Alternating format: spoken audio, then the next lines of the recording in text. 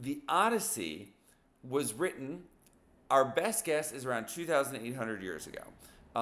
There is substantial debate exactly on when it was written, but my understanding, I'm not involved in those debates, of course, but our best guess is 2,800 years ago. So that is, so how is it? I'm going to ask Tiffany first, and then we're going to come to Cindy.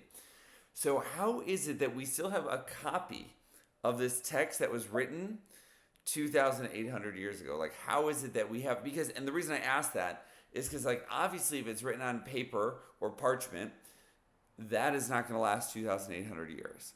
So how is it that we still have a copy of the Odyssey? Are you asking me? I Sorry. am asking you if you have a guess. Yeah, yeah, I thought I'd just check. So I've come into this as quite a beginner, so this is just Of course. guess, That's yeah. That is but also my intention. yeah, it's okay. Just as like a quick guess, I'm assuming that it's sort of been like rewritten over time and it's been redocumented, and thus it's come to its conclusive stage in the present day, I guess. Well, what do you mean? What do you mean rewritten over time? So that sounds very Like, good. well, I'm assuming that from its original form, somebody would have grasped the original form and then sort of maybe created their own edit of it, and then it's passed on down generations, and then it's become what we know as the present day. I That's see. just my guess. I see. That is not a bad guess. That is not a bad guess. It's not quite right, but that's not the gist is good. Oh, Um, thank you. that is actually probably the best guess I've ever had somebody give me just right off the bat. So I'm pretty Oh, impressed thank with you. it. Yeah. Um, okay, Cindy, do you know? I do. Okay. Well, first of all, it was originally an oral epic. It was delivered orally, and they were. What would happen is, somebody would stand up and tell a story, make it up on the spot. So they were oral epics, and so every time somebody told a story, it changed. Mm-hmm. It wasn't always the same. So we don't. When we say it was by Homer, we don't really know who Homer was, Right. unless something comes to light. So there were actually three epics: the Iliad, the Odyssey, and the Kypria.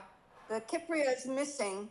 We don't know what happened with that one. But anyway, they were like these episodes. So you'll find that with an oral epic, since the person's making it up on the spot, you have to have a lot of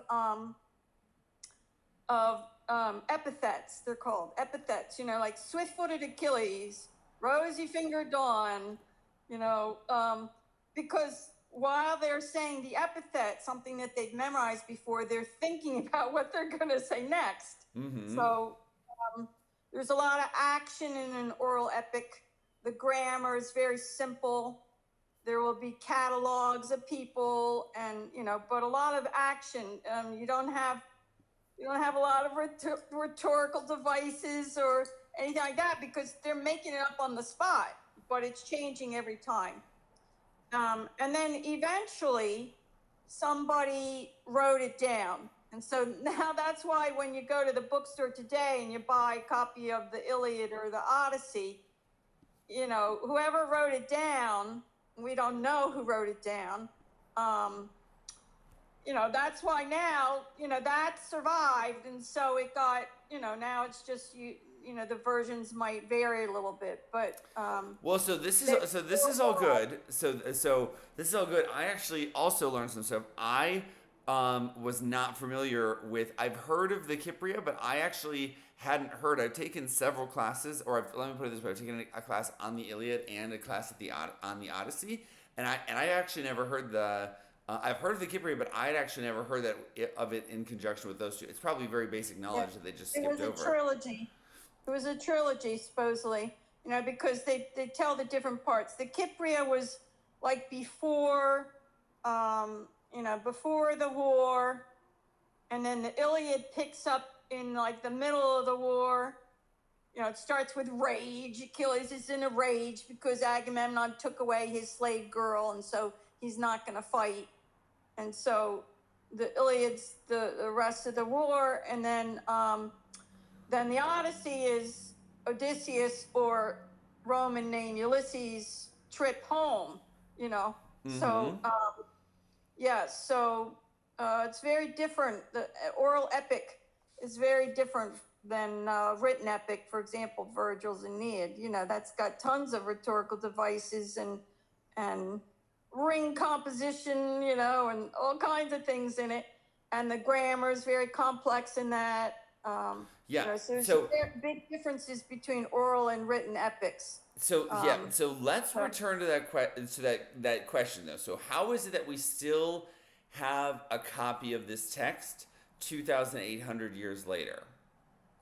Well, I told you that eventually somebody wrote it down, and the way that this was discovered that it was an oral epic is because there was this student, Milman Parry is his name, and he was a student at Harvard, and he's the one who discovered that it was an oral epic because he went to Yugoslavia and he studied these after-dinner theaters, and he figured out that it was an oral epic because they were making up the stories at the moment, and so he noticed the similarities.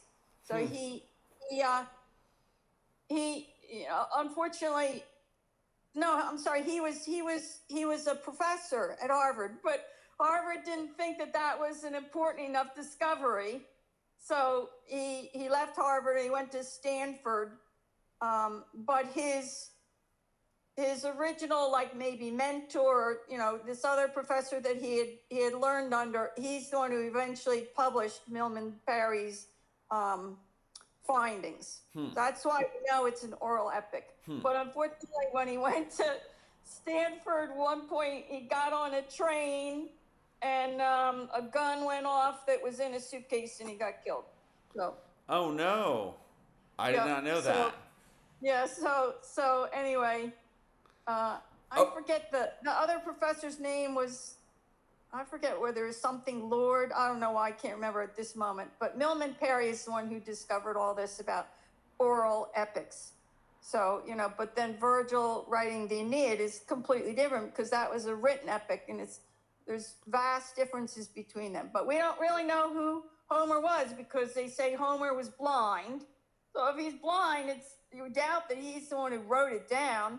Also, this all started before writing existed, so it's not possible that that it's necessarily the same as the first ones that were made up. Well, hold on, wait. So there's a couple of things. I want to comment here on. So it is my understanding, and I'm pretty confident of this, is that it is not like so the it wouldn't be the case that the Iliad or the Odyssey would have been written prior to, or obviously written, but my understanding is that we don't have indications. I know it's an epic of the Trojan War, but I don't believe that we have any indications that this is older than the advent of writing. I may be mistaken about that, but I'm reasonably confident. The second point I want to make is actually want to answer my own original question. So the point I was making to Tiffany before is that these pages, we have parchment, and of course parchment is going to write it down. So exactly like Cindy said, it is definitely the case that parchment is going to exactly like Cindy said, it is definitely the case that these started as like oral traditions. And in ancient Greece, 99% of people could not read or write because it had essentially no economic value. What were you going to do with being able to read or write? Because the other thing about reading and writing is you literally had to write every single paper that you owned. You typically wrote down yourself. The only way that you would have papers that you didn't write down yourself is if you had a slave and were able to you educated one slave in reading and writing so they could write stuff for you, and two, or the other option is you were rich enough that you could pay somebody else to do the writing intensive work, or the time intensive work of writing. Because today, if we want to have if I buy a book, of course that's done by a machine, but in 2800 before Christ, that was not the case. If I wanted a book, it literally had to be hand copied word for word, and so books are super expensive. But the point I want to make here is the book itself is gonna rot. There is no chance. So it starts as an epic poem that's transmitted orally, and at some point, it is written down. And actually, the Iliad and the Odyssey are the texts that actually Athenians used to learn to read and write. And how that would work is actually literally somebody else would, you'd learn the letters, you'd learn how to read and write ancient Greek, and then one of the things that they do to train your reading and writing is somebody would read the epic aloud in school, in literal school, and then you would write it down. And when you're done, and then you correct the spelling, blah blah blah. But at the end of the day, when you finish school in ancient Athens, you walked home with your own copy of the Iliad and the Odyssey because that's what you copied down. And so, how does this text continue to us today? None of the original texts survive. None, literally none. So they're all passed down. We have people, for example, later in Athens, copy down a text, their version of the text, and then later somebody else copies it again, and later somebody else copies it again.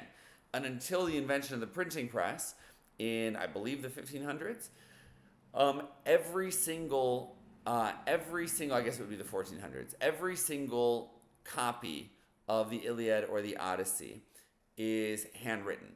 And so we do have this diversion. This is referring to the point that Cindy was making before, that we have this divergent set of texts. And that's because as people copy down the text, they make mistakes. And so coming out of these mistakes, some of these mistakes get copied into further versions of the text. And so essentially, we have this broad set of texts that are the Iliad and the Odyssey, but they're not all exactly identical like today. If that makes sense. Well, that's especially because if you're reading it in English, it wasn't originally in English, and anything that you translate is an interpretation. Well, but my point here is you're interpreting something because one word, like in Latin, one word can have several different meanings, and so you got to find the right meaning in the context, but also there's a lot of interpretation when you're translating something sometimes. So absolutely. But the point I'm making is, so I agree with that entirely. And then we also, of course, have many translations of the text, but the original text, we actually still have original ancient Greek copies, and that's what I'm talking about. That tradition, we have an unbroken chain of handwritten copies of the texts, continuing till at least the 1400s, and then after that, they would be affected by the printing press, just like everything else. So they're kind of become a more standardized version. And today, part of the job at universities is compare versions of the handwritten text. We today almost actually. Truly all translations go from the ancient Greek. So it's not like at some point we translated to English and those continue to get passed down and spread out further. It's more like we just have the ancient Greek version that has kind of expanded with little variations over time, got broader and broader, and then people translate from some ancient Greek version of the text, for sure. I can tell you that, for example, there are hundreds of translations of the Aeneid, but as a Latin teacher, we would translate a passage, and then I would show them, okay, here's 4 or 5 other people's translations, and sometimes they're vastly different. Like the translator leaves out something, or they add something, or they change something, or they're not verbatim. They're not verbatim. So, you know, and of course I always said to my students that when you're translating it too, you're missing out on all the rhetorical devices because you're not putting that in. So I mean, that's particularly true of the Aeneid and other, you know, other texts, but I'm assuming it's the same for the Greek, that who's translating it. It also depends on their skills, you know. Absolutely. And their knowledge, but they inevitably change it some. But yeah, so whatever we had the original, then people translated it, and so Tiffany, I have generally similar. But, right. So Tiffany, I have a question for you. What do you know about the Trojan War? I remember a few years ago, I actually was in a theatrical performance of this, you know, like, perfect. Sort of epitomizing, you know, like Helena of Troy and things.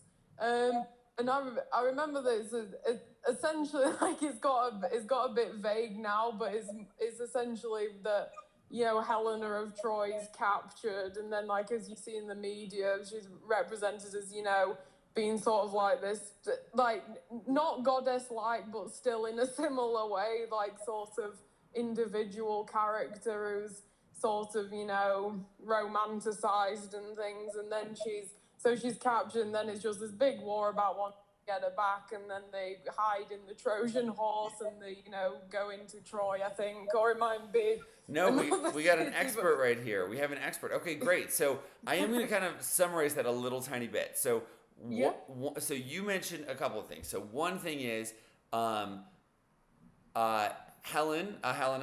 has been captured from. There's different versions in Greek mythology, but she has been captured and she goes to a different city. So she's married. She's married to the king of one city and is essentially brought to another city by the king of another city. Whether or not she wants to actually do this is going to depend at least a little bit on what your version of the mythology is. That causes the Trojan War. So not that dissimilar to the actual World War I, or actually the Trojan War did actually also happen. We don't know if that was the real cause. Completely believable that it was.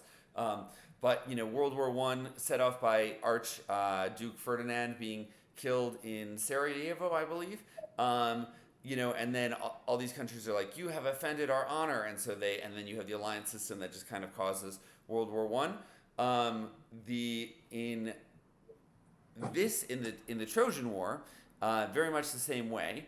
Not very much the same way, but basically she is captured. She's the queen because she's the wife of the king, and she marries the other king. Prince. Prince. Oh, is it Prince?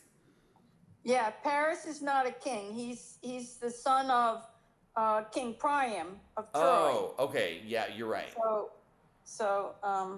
Yeah, so and actually, if you go back a little bit, so Helen, you know, Zeus or Jupiter used to come down and have relations with women, and so her father is actually Zeus or Jupiter, but he doesn't pay any attention to his kids, so his mortal children.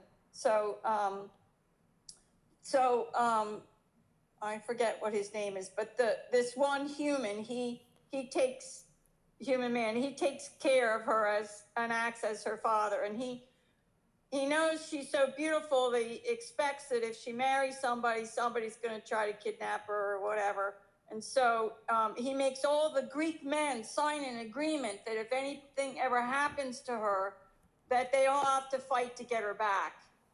And so supposedly either she's not real happy with Menelaus, king of Sparta, that she's married to, but Paris, this Trojan, comes to Sparta and falls in love with her. And yes, there's two versions. One version says she happily goes with him because she doesn't really love Menelaus, and the other one says that she gets kidnapped. One way or another, She gets taken back to Troy. And so that's why all the Greeks have to fight to get her back, because they made that agreement. So, yeah. So it's all over this woman. The war is over this woman. So yeah, so that places us. That's basically where the Odyssey begins, is at the end of the Trojan War. The Trojan War, essentially, as I just mentioned, has come to an end, and so actually it's not directly afterwards. And there is a goal. So Odysseus was a fighter in the Trojan War, and he is now going home back to Ithaca, which is where he's from. Not upstate New York. He is heading back to Ithaca, Greece. And he is. They've actually where Homer places us is right in the middle, or basically 10 years after the war has ended. He's been on the way home for 10 years. We're going to discover some of the things that happened to him and why he's not home yet. And so it's kind of the story of his coming home. But there's a couple of things there are like a couple of themes I like to highlight here.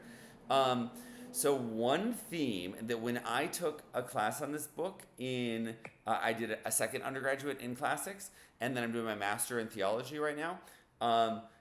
When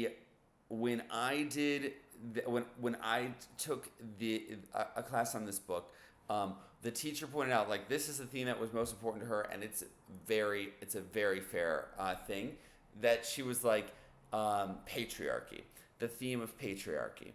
And the reason for that is, I'm going to kind of parrot what I was taught, but it was very fair when you read the text. If I hadn't been told it, I wouldn't have even noticed. But once you have it pointed out, it's so obvious you can't miss it, that like one of the major themes of this book is like everyone should be behind the patriarchy. Men rule the system. Women who challenge men are ranked very low or very critically by the author. And women who follow the system, who uphold the system, are praised by the author, are held very high. And there's actually, and one of the things that's interesting about the patriarchy here is like, you're not going to have stereotypes like, with the stereotype that you'll have of women that comes through, that is kind of one of the reasons that we need to keep up the patriarchy, is like women are smart. Women are smart and crafty and clever, and if you let them, they will take the power. You'll see a lot of like examples of like women being smart and clever and crafty. And so like that is kind of this stereotype that shines through here, like, and we need to be a little bit afraid of them, kind of thing. So that's one theme. Before I go forward, I have to grab a glass of water. I don't know if you can tell. I want to hear you guys comment to that. I'm not going far. I'm just turning off my camera, but I'll hear you. By the way, Tyndareus was a king who acted as Helen's father. I just couldn't remember his name for a second. I have a question about, previously when we were talking about, the revisions of the Odyssey throughout time. How do you think there's a pattern in the way that people have changed the documents through time, from the Odyssey? Could you come up with a theory of sort of the main ways in which it could have been changed? I know it might seem a bit far-fetched, but I'm just wondering. No. So I think that this text is one that is it is broad enough. As I mentioned, like it was a school text, and so it's one that is very common. We have a lot of different copies of it, and so. I don't know exactly like what those variations are. Like, it's not my primary interest. However, usually what you look for are things like. So one thing that you look for are things usually like errors. So you'll have errors. You will have intentional additions. You actually probably get more intentional additions than things like the Bible, which also is handed down via this tradition of manuscript copying. Because, obviously what this word says has a lot more meaning in the Bible. And so like that is kind of one of the, we do have like a broad variation in some of the things, like some of the texts of the Bible. But usually it's like not typos, but like handwritten mistakes. Parts are omitted. I'm trying to think. There is a place in the Odyssey. I'm gonna find it. It's not actually in chapter 1. Oh no, I think of the Iliad. There's one in chapter 3 where, for example, there are two warriors. I gotta actually look up their name now that I've said this. I'll actually jump and show you that because I even have it right here. You're saying in the Iliad? Yes, I do. There is something in the Iliad. I'm gonna find the exact spot right here. I don't know exactly what the patterns would be in there. I think that those texts are broad enough. Let me see. I think I know where this is. No. Okay, I don't. But people try and like change the story. So what is coming to me in Odyssey book 3, or Iliad book 3, excuse me. I don't know exactly right now, but there's two people fighting, and I don't even remember their names, which I probably should, but where one is kind of like, one is kind of being wimpy, potentially, and then there's this potential interpolation of text where it actually becomes like he jumps forward and is like, he's the leader and he's super brave too. And so that's kind of like one of the things where it's like somebody, and this was actually even suspected to be an interpolation in antiquity. That's why I remembered it, because even like ancient commentators are like, this text doesn't really seem to match the vibe that we've been getting of this character. All of a sudden he's like brave here. This is book 3 of the Iliad, and I can't quite remember where it is. But anyway, so like that's one thing where it's like, oh, I don't really like that this character who is maybe representing something that's relevant to me is acting so wimpy. I'm going to interpolate some text where he's now actually being a valiant hero kind of thing. Like it's only 3 lines or something like that, but it kind of does change your whole perception of him from the audience, because before he was a coward, and then all of a sudden he's a hero, kind of thing. So that's like one example, but most of the stuff tends to be like, people aren't really sure. Like people also can't always read each other's handwriting, like that kind of thing where you get like errors, you get, what is this? You get misspellings. You do get some omissions. People make what they think are grammatical or non-grammatical corrections that are like a word or two, that kind of stuff. I would say that's the bulk of contested text, is like one word or 3 words at most in a sentence are kind of different. When copying it is common that maybe they go back to the wrong line, because you're looking at one thing and then you're trying to copy and then you're going back and forth. So maybe they go back to the wrong word, or they can't read the spelling, as you're saying. They can't read the spelling of the thing, or they misunderstand it or something. Yeah, there's lots of possible. Absolutely. Thanks. Okay. Yeah. Do you? Sorry. No.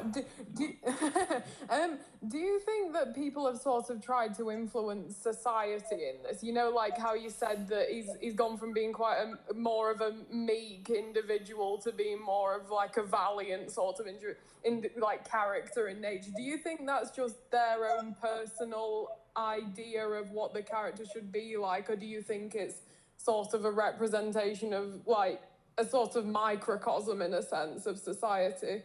So I can't answer that question intelligently for the Iliad or the Odyssey. I can't answer that intelligently. But what I can say is, for example, in the Bible, in the handwritten the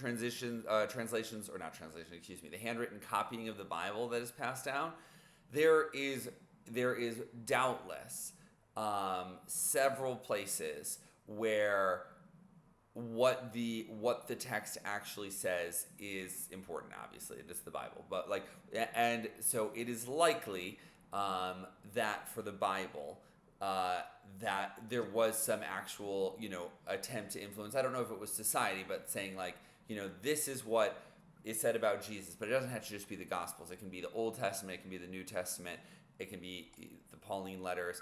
For example, we have several of the letters of Paul. So the New Testament is comprised first of the Gospels, then you have Acts of the Apostles, which is actually a double piece of literature with the Gospel of Luke, and then you have most of the New Testament are the epistles of Paul, which epistle is literally just the Latin word for letter.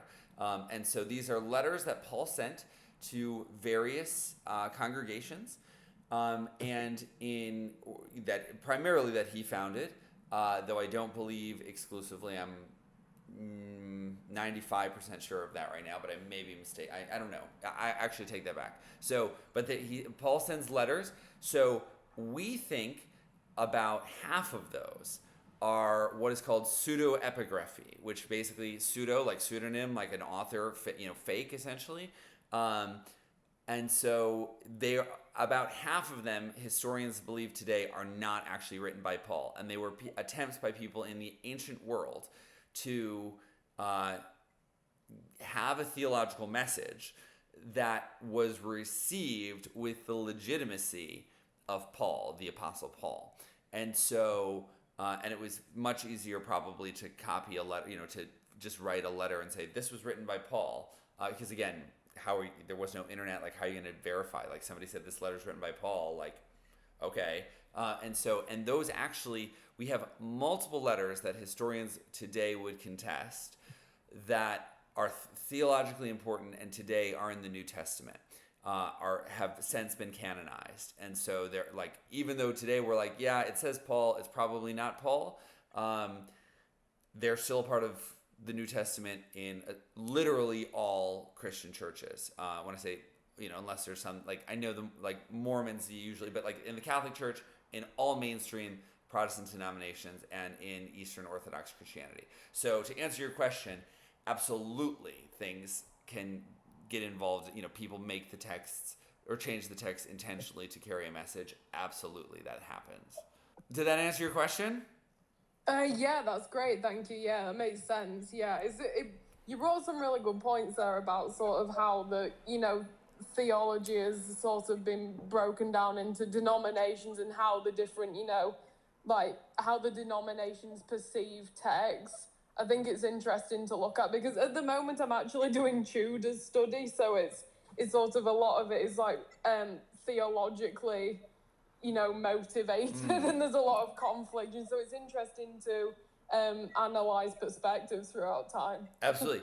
Cindy, do you know of any like major changes in different versions of, like, when I say versions, I mean different Latin versions of the Aeneid? It's not.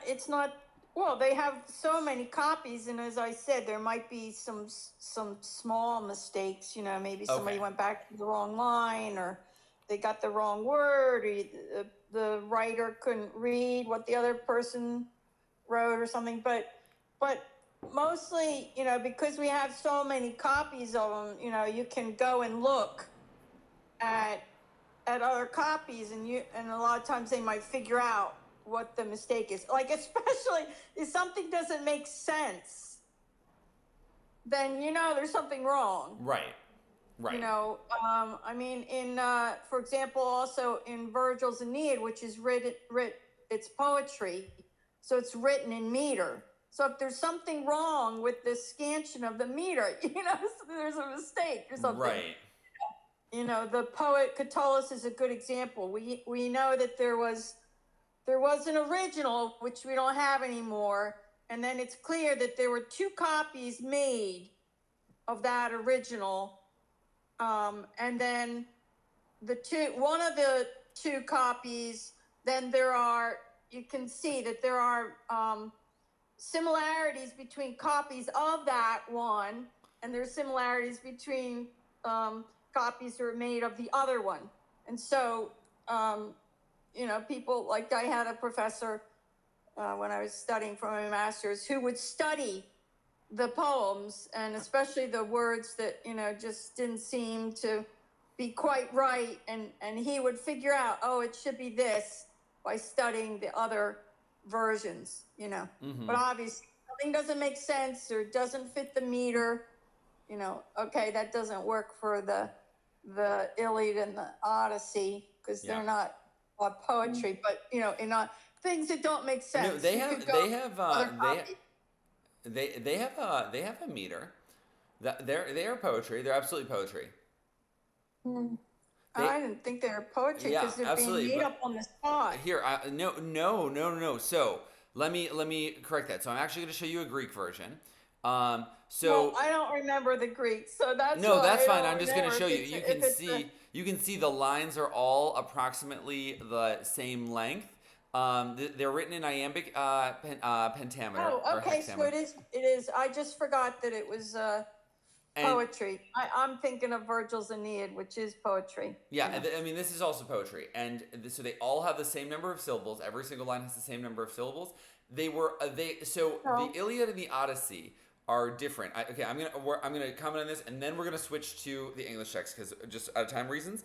But they are. So what likely occurred is this is the Iliad, Iliados.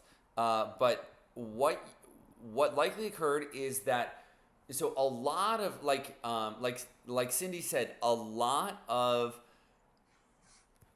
poetry or epics were created on the spot.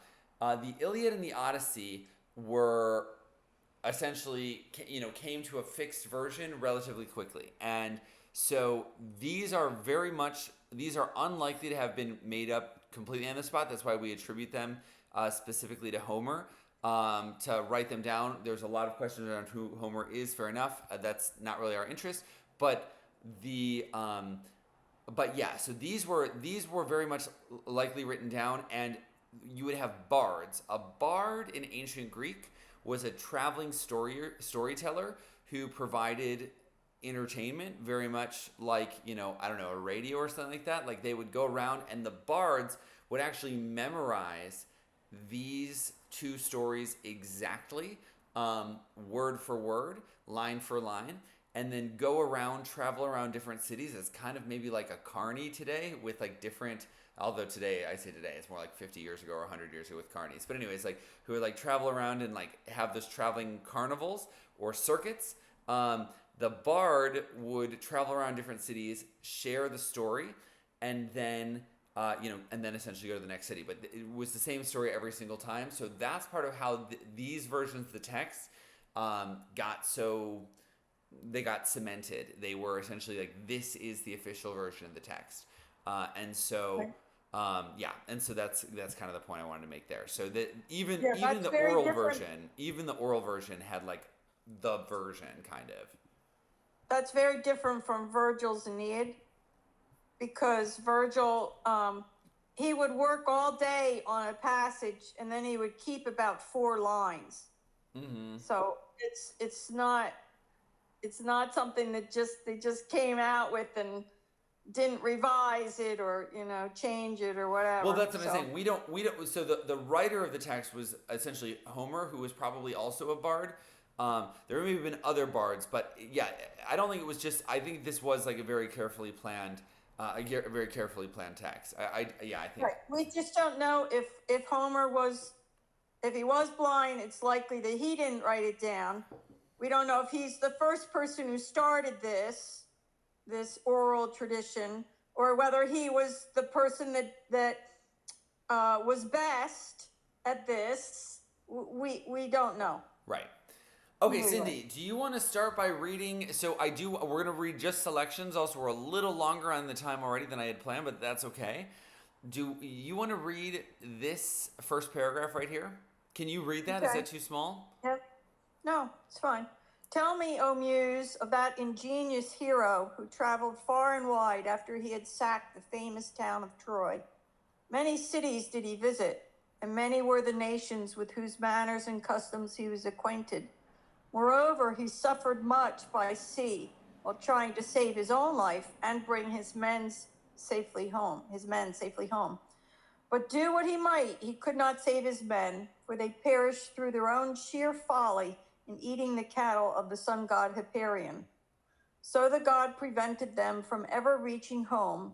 Tell me too about all these things, O daughter of Jove, from whatever source you may know them. Great. And then Tiffany, pick up paragraph 2. So now all who escaped death in battle or by shipwreck had got safely home except, is it Ulysses? Is this how you... And yeah, I thought so, just covered all the variations of it. Except Ulysses, and he, though he was longing to return to his wife and country, was detained by the goddess Calypso, who had got him into a large cave and wanted to marry him.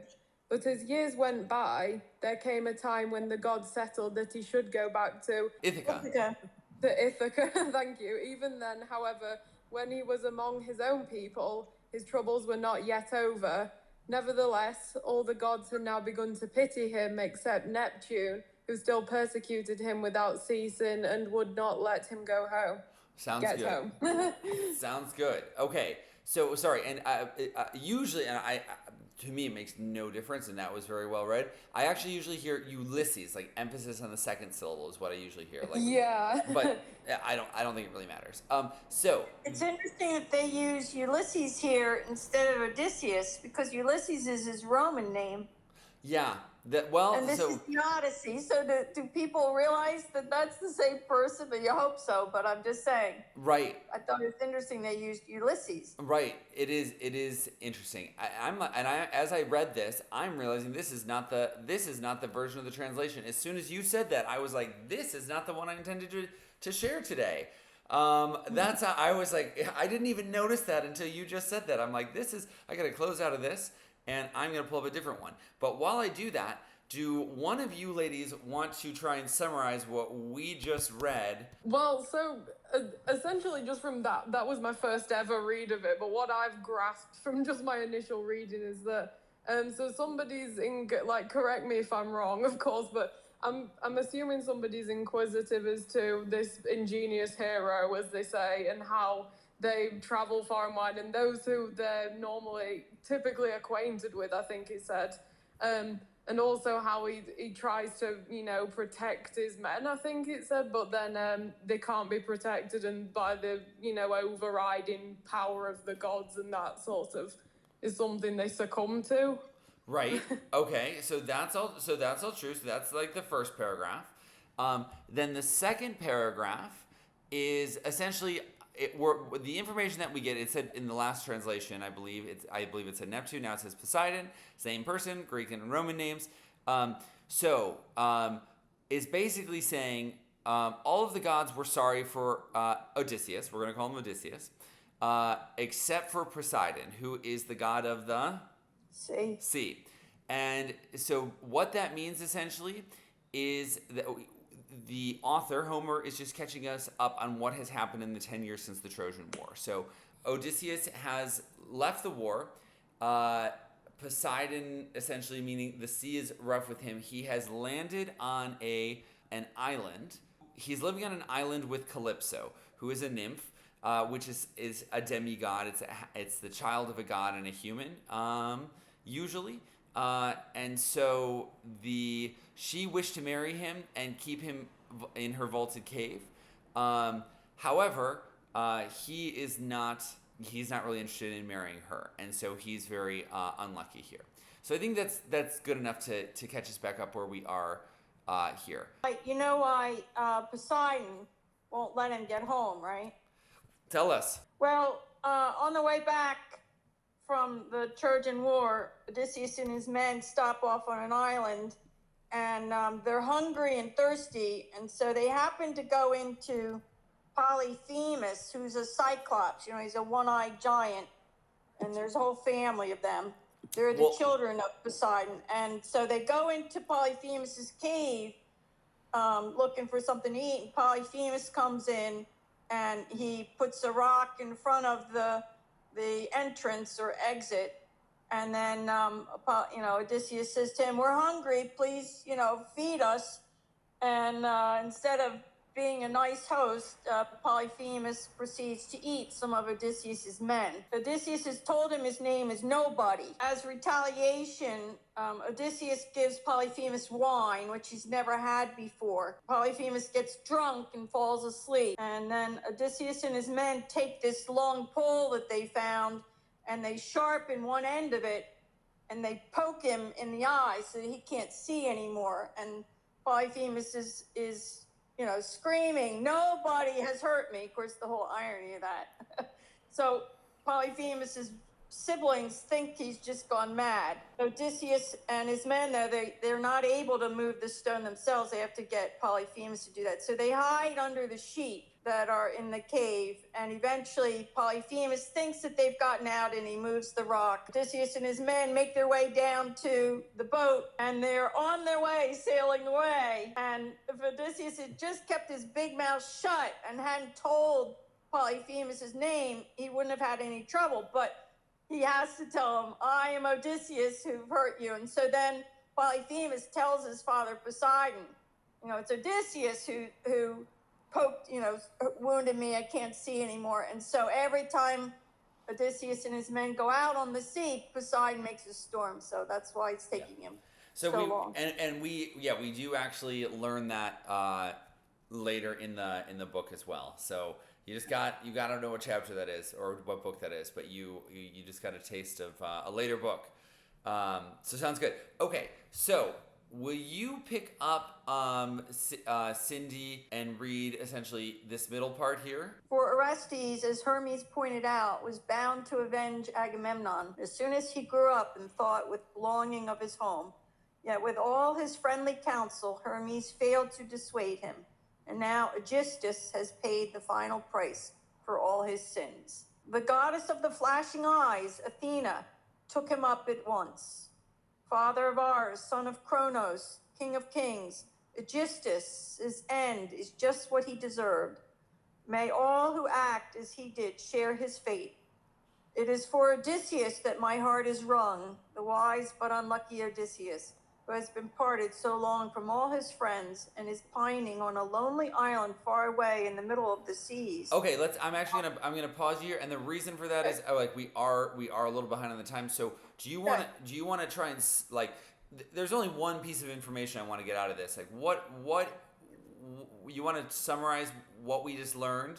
He can't get home because of what he did, and so Athena is looking out for him. That's what I wanted to highlight here. Exactly. Yeah. Athena. So what we essentially learn here is that two things. Like one, there is this constant commentary on morality, which is again this is part of the reason why it was used to teach school. It was a school text for the Athenians because it did kind of pass along the Greek values. But the second thing, and one of those things here we hear is Athena's like, I don't care about any of these other guys that you're complaining about. We're at a council of the gods, and the gods are all together. And she's like, I don't care about any of these other people, but I do care about Odysseus because he has been parted from his friends and family so long, and he did not deserve this fate. Just gonna kind of jump forward here 1 second. So day after day, she does her best to banish Ithaca with his memory and false and flattering words. Who we're talking about is the Calypso here. So yeah, he's struggling kind of under Calypso, essentially, who's the nymph, whose island that he's on. Pick it up here again really quick, just the last next two sentences here at the very bottom. Nonsense, my child, replied the gatherer of the clouds. How could I ever forget the admirable Odysseus? So who's talking here, and what are we learning? The gatherer of the clouds. Who might that be? Zeus. Zeus. So Zeus is the gatherer of the clouds. That's just one. It's just one epithet that's used for him here. So Zeus is also on Odysseus' side, and so that's a very good sign that already tells us a lot probably about how the story is going to end. Okay, and then Zeus is still talking. Cindy, finish off the paragraph starting here at "But come now." But come now, let all of us here put our heads together and find a way to get him home. I'm sure Poseidon will relent, for he cannot possibly hold out alone against the united will of the immortal gods. Perfect. Very good. I think that's clear, right? The gods are going to come together and make a plan to help Odysseus get home. Poseidon is going to not be super thrilled about it, but the rest of the gods are on board to get Odysseus home because the gods agree that Odysseus is good, which is a sign, again, if the gods all say Odysseus is good, apart from Poseidon, but Zeus and Athena, the goddess of wisdom, say that Odysseus is good, like, we can make our own assumptions about his morality, therefore. Okay, Tiffany, can you read this paragraph, the bright-eyed Athena? Bright-eyed Athena answered him, Father of ours, son of Cronos, king of kings, if it is really the pleasure of the blessed gods that the wise Odysseus shall return to Ithaca, let us send our messenger, Hermes, the giant killer, to the isle of Aegygia, to tell the fair Calypso at once of our decision that her long-suffering guest must now set out for home. Meanwhile, I myself will go to Ithaca to instill a little more spirit into Odysseus' son, and to embolden him to call his long-haired compatriots to an assembly and speak his mind to that mob of suitors who spend their time in the wholesale slaughter of his sheep and fattered cattle, after which I shall send him off to Sparta and to sandy Pylos, excuse my pronunciation, I don't know if this is right. No, that was good. To seek news of his father's return. It is possible that he may hear of him, and the effort will redound to his credit. Perfect. Very good. So, do you want to try and summarize what just happened right there? Is it that, so is essentially Odysseus' son that is being sort of like, is it something to do with his character is being sort of like encouraged in a sense? So what happens here? There's a couple of things that happen. This isn't entirely clear. Believe me, I understand. That's kind of why my plan is we read selections and then kind of make sure we understand what they mean. So Athena is sending Hermes, who's the messenger god, to the island to tell Calypso, the nymph, who has Odysseus captured because she's in love with him, that he must now set out for home. So let him go, essentially. Meanwhile, Athena herself will be going to Ithaca, which is where Odysseus is from. And again, some of this stuff like Ithaca, that Odysseus is from Ithaca is not clear to us. Today, it's not just general knowledge that the average Westerner, the average British or American person has, but it is knowledge that the average Greek person has. It's just mythology. We kind of know that Jesus was born in Bethlehem in a similar way. It's maybe not a perfect analogy, but in a similar way, the average ancient Greek knows Odysseus is from Ithaca. She, Athena, is going to Ithaca, will be working on his son, working with Odysseus' son. Of course, Odysseus' son is going to be righteous because Odysseus is righteous, and all this is, of course, passed along along families. By the way, I'll come back to that in just one. No, I'm going to say it now. In the modern Greek word for polite is evgenos, which comes from EU, like EU being you in ancient Greek, meaning good, and then genos actually being like clan or tribe, or actually it's sometimes translated as race. Tribe, clan, race, group, like family. So you're from a good family, therefore you're polite. That's what evgenos means in modern Greek. Odysseus is righteous, and therefore his son will be righteous. So anyway, so she is going to Ithaca to talk to his son and send out the suitors, the mob of suitors, who spend their time in the wholesale slaughter of his sheep and fatted cattle. So what has happened since Odysseus has been gone now from the Trojan War for 10 years is that a bunch of men are trying to get with Odysseus' wife, Penelope. And they don't know, we don't know whether, or they don't know back in Ithaca whether Odysseus is still alive, realistically, because he's been gone for 10 years. And so all these suitors have moved into his house. Of course, he's a righteous man, and a part of being a righteous man is being a rich man. And that's definitely praised here. He's a rich man, and that's praised. These suitors, who are unworthy of his wealth, have essentially moved into his house and are eating up his wealth, which are sheep and fatted cattle, as they try to get with his wife. And so they are portrayed very negatively. And so she's going to Ithaca to send a message to his son, kick these suitors out of your house, your father's coming home, you get that, keep that wealth for yourself, essentially. So that's where we left off. You want to pick up right after the red underlined text, Cindy? Thus she flashed down from the heights of Olympus. On reaching Ithaca, she took her stand on the threshold of the court in front of Odysseus' house, and to look like a visitor, she assumed the appearance of Taphian chieftain named Mentes, bronze spear in hand. Cool. You can go one more paragraph. She found the insolent suitors sitting in front of the door on the hides of oxen they themselves had slaughtered, and playing draughts, while their squires and pages were busy round them, the squires blending wine and water in the mixing bowls, and the pages carving meat in lavish portions or washing the tables with sponges before they set them ready. Perfect. So what happened in these two paragraphs, or what did we learn? She's going down to try to get things set for Odysseus to come home. All these suitors are eating all the food and trying to marry Penelope. Exactly. But spoiling them. She weaves by day and then takes out the weaving at night. She said she'd get married again when she finished this weave. So we're jumping ahead.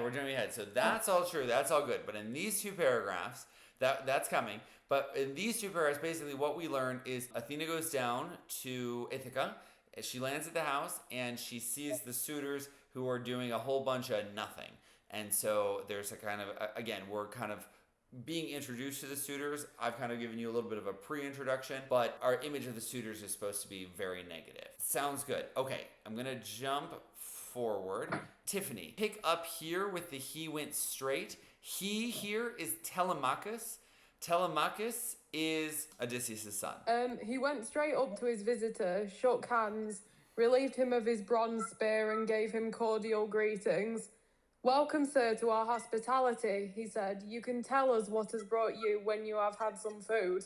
Perfect. Pause. So there's more about the hospitality. I don't even think what I wanted to comment here is we have here the ancient Greek of hospitality. So we actually, and now I'm forgetting the word, guest friendship.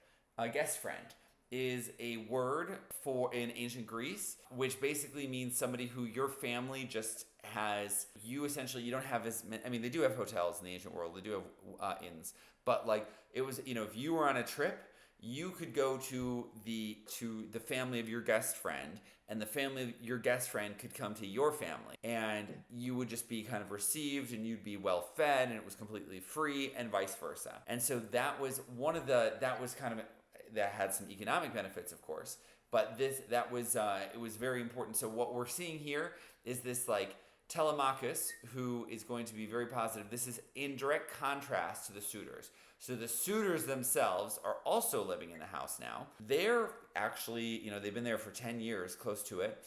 They're just eating up all the food, and a guest arrives who is, by the way, a chieftain, a Taphian chieftain, that's some region of Greece, a Taphian chieftain, and they're just like, whatever, we're going to keep eating our food. And Telemachus, he's like, welcome, and I want to know what you're here for, but first thing we're going to do is make sure you have some food in your belly.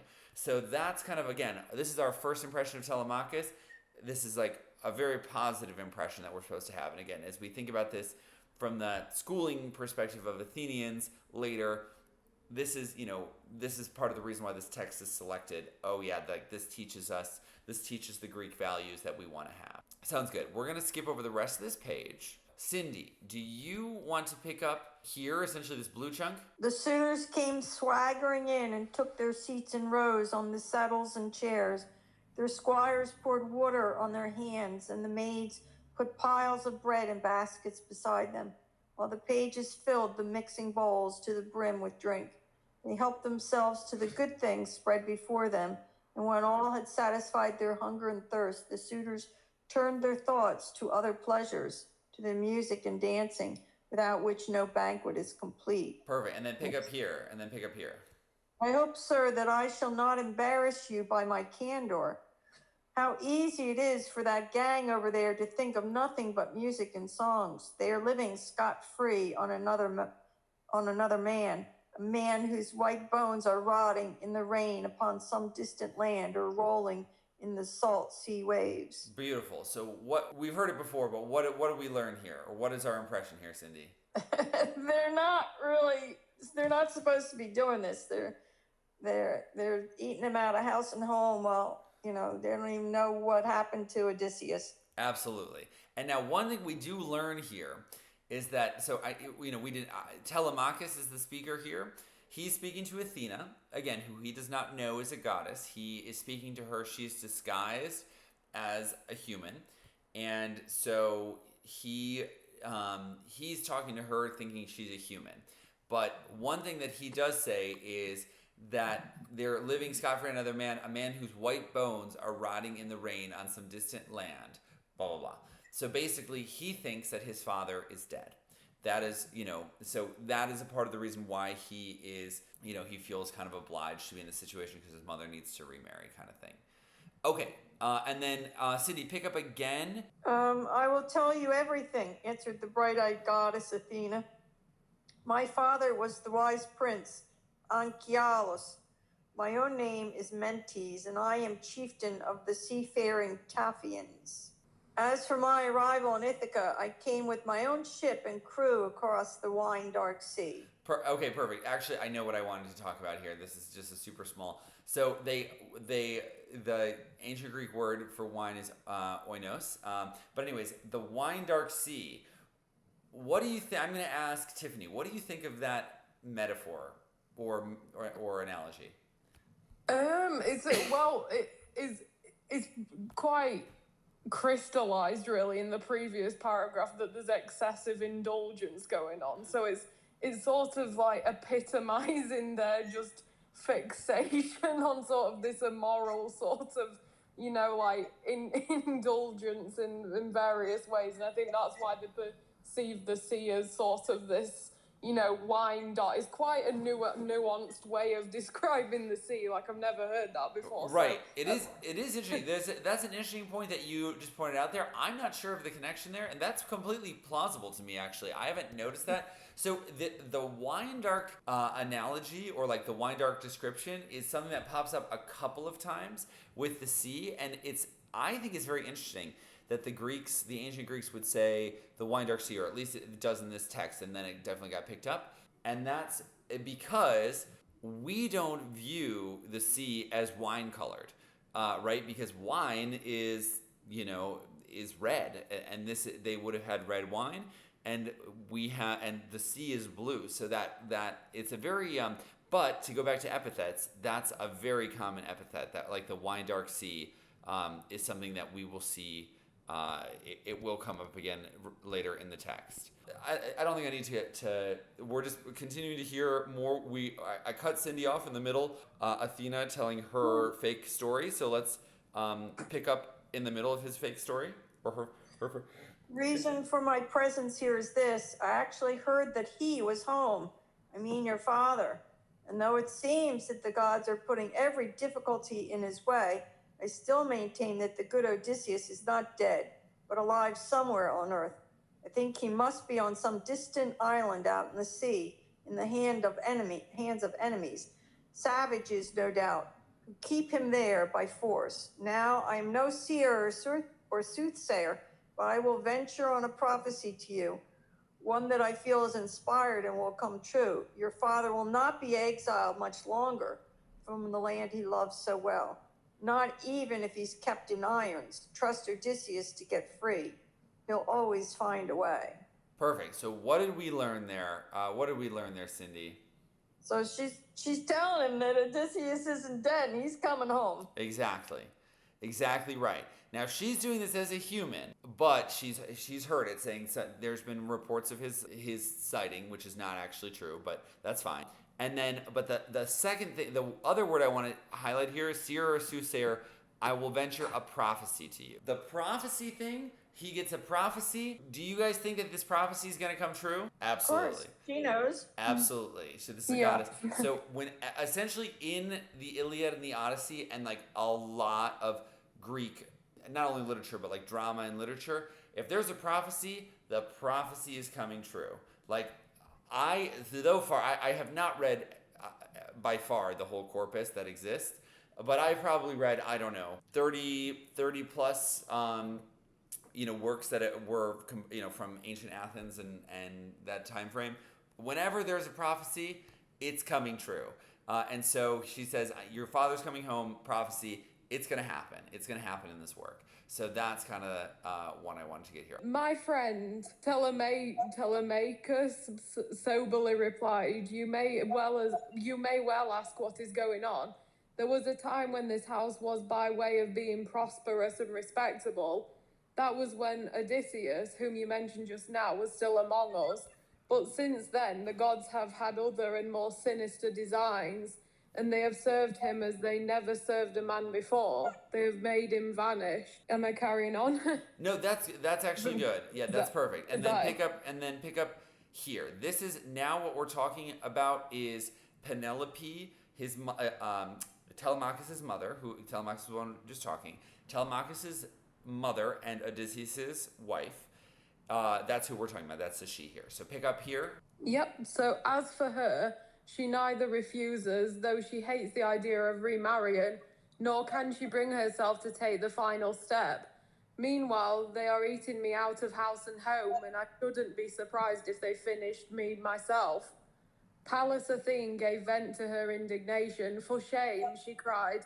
It is certainly high time your lost father came to grips with this impudent gang. If only he could show himself at this. Okay, let's see. If we're gonna find out in a second if you lose. So that's I didn't want that last half sentence. So it sounds good. So what did we just learn? Yes.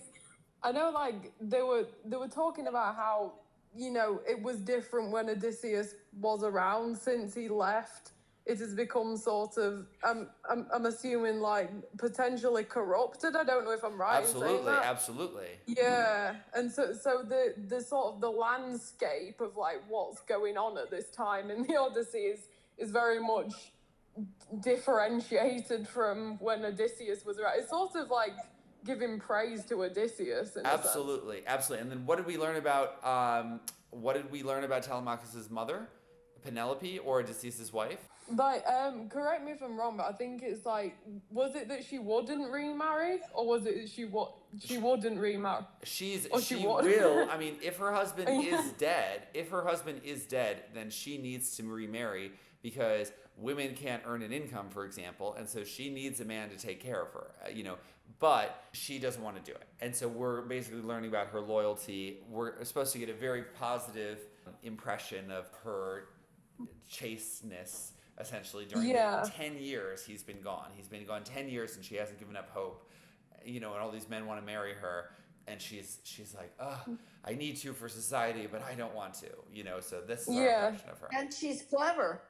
And she's clever. She's held them off for 10 years. She's held them off for 10 years. And you already know how I've already heard it. But actually, Cindy, pick up here.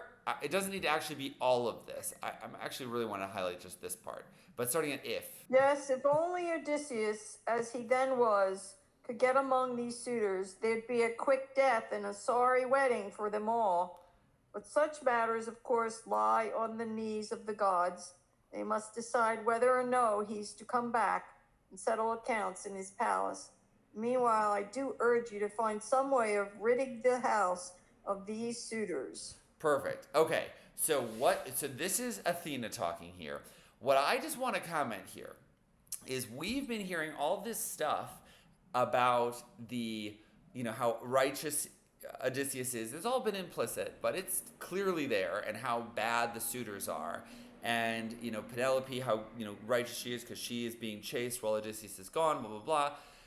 Then we have a god saying this, a goddess, the goddess of wisdom, by the way.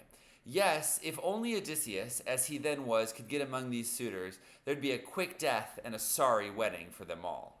And I'm like, what does this say to us about ancient Greek morality, where we have the goddess of wisdom, emphasizing the, if I wish Odysseus was here so he could murder all of these people who are mooching off of his family. And by the way, they haven't even been, they're not even, illegally on his property or something like that. They're trying to court his wife. They're not even, illegally there. The family's not, really trying to kick them out. And she's just, man, if only Odysseus could come back and slaughter all of them. Really says something to me. So that's the reason I actually highlight that piece. Is I'm like, it really says something about how the Greeks thought, and the ancient Greeks thought. So we do kind of view the ancient Greeks as like the founders of kind of like these timeless Western morals and blah blah blah. And there's some truth to that, obviously. Like democracy, in its first form and in a not terrible form, was invented by the Greeks. But like there is a certain very I think that's a very ultra conservative mentality. I don't know if that's conservative is the right word there, but it doesn't feel totally wrong that it's like these people who are mooching off me, I should just kill them all. Like that'll work. Yeah, it's like the heroic perception of this time is just, as you say, just like to summarize, just like formidable. Like that's sort of the impression they give, that is not based on any diplomacy or any strategy. Like the pragmatism's a bit lacking in sense. It's just that I need to be a formidable force and just completely obliterate my opponent sort of thing. Absolutely, yeah. Okay, now, so who just read? I think it was Cindy who just read. Yes. So Tiffany, then you pick up right here, this blue chunk. Sir, and the wise Telemachus, you have spoken to me out of the kindness of your heart, like a father talking to his son, and I shall never forget your words. I know you are anxious to be on your way, but I beg you to stay a little longer, so that you can bathe and refresh yourself. Then you can go to your ship in a happy frame of mind, taking with you as a keepsake from myself something precious and beautiful, the sort of present that one gives to a guest who has become a friend. Beautiful. And then keep going. The goddess spoke, and the next moment she was gone, vanishing like a bird through a hole in the roof. But she left Telemachus full of spirit and daring, and concerned for his father, even more than he had been before. He felt the change and was overcome with awe, for he realized that a god had been with him. Cool. Is there anything you want to comment on here, Tiffany? I get in the first paragraph is like a sense of appeal. So, so Telemachus is sort of like, saying bathe and refresh yourself. He's sort of like trying to sort of really provide sort of this happy mentality of sort of, absolute contentness sort of thing. He's being a great guest friend. Exactly. We're seeing the virtue again. This is an emphasis of Telemachus' virtue that we're seeing. Like, look at what a great guest friend he's being. Absolutely. That's the point I was driving home there. You got it 100%. And then here, not really such a point. Anything you want to comment on here? The metaphor stood out to me. The goddess spoke. The next moment she was gone, vanishing like a bird through a hole in the roof. Like, the metaphors I find really interesting in this, actually. Just upon first reading. Like, like the wine sea and then this vanishing like a bird through a hole in the roof. It's like, there's some opportunity to leave this, but it's sort of like, a bird seeming quite a content light, but like the hole in the roof is quite an obscure metaphor to me. Like, it's a bit, it's very open to interpretation. That's a really interesting comment. I really appreciate that point. Yeah, and you do hear just like the different time that this kind of work is written in, and absolutely. So absolutely, very cool. Yeah, and then like she left Telemachus full of spirit, and like it's just funny the spontaneity of how she vanishes like a bird through the roof, but then there's sort of Telemachus is still content even though there's just been this spontaneity of vanish. But I guess that's just the the interesting alternative perspective really of the day. Yeah, and then she comes to notice, or excuse me, he comes to notice that he had had contact with a god, which basically means he super knows that the information that she gave him is good and he needs to follow up on it. Themis, she said, with your knowledge of the ballads that poets have made about the deeds of men or gods, you could enchant us with many other tales than this. Choose one of those now for your audience here and let them drink their wine in peace. But give us no more of your present song. Okay. It is too sad. Perfect. So this is just a small point I wanted to make. So it doesn't even matter who's speaking, but this is talking about Penelope, who is Odysseus' wife again. The point I'm actually making is that Phemius is a bard.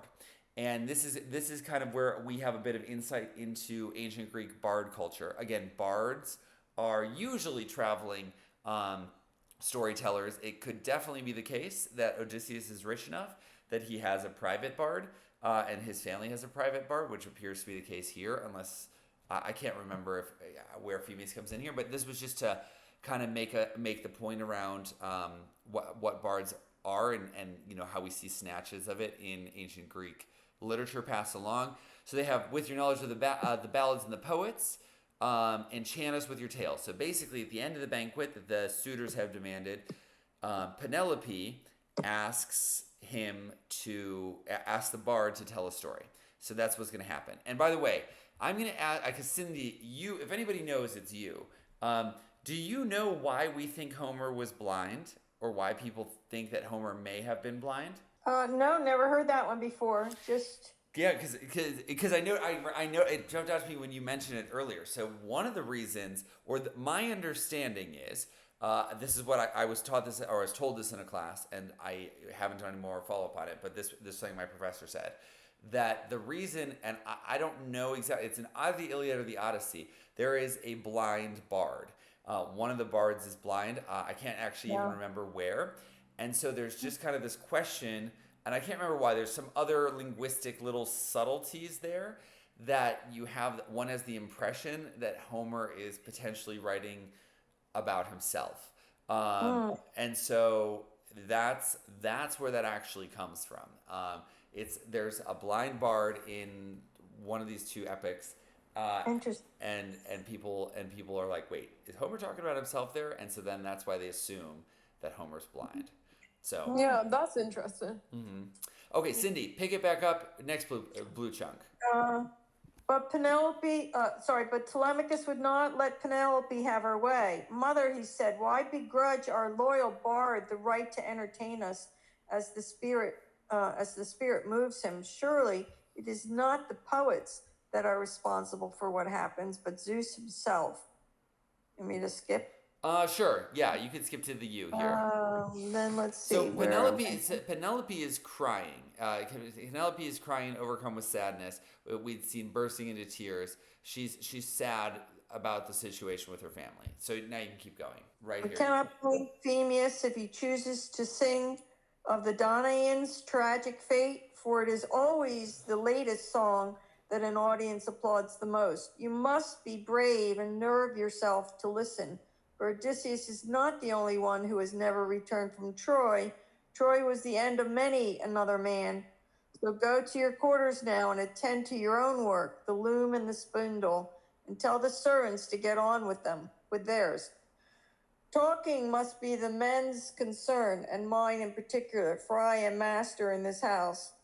Penelope was taken aback, and she retired to her own apartments, for she was impressed by the good sense that her son had shown.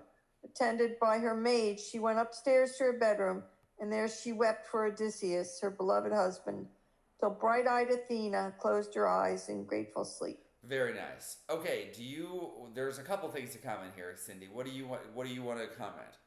Or what do you want to summarize, or what do you want to say about this passage? Well, I like that Telemachus is stepping up, sort of being like Odysseus, acting as the man there, and so she listens to him, and she goes off and goes to sleep and waits for him. Absolutely.